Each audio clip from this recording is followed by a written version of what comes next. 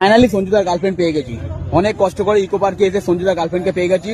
তো সঞ্জুদার গার্লফ্রেন্ডকে নার্ভাস হয়ে যায় সঞ্জুদার গার্লফ্রেন্ডকে দেখে, এত সুন্দর দেখতে। তো চলো তোমার গার্লফ্রেন্ডের সঙ্গে মুলাকাত করবে গিয়ে, চলো চলো চলো।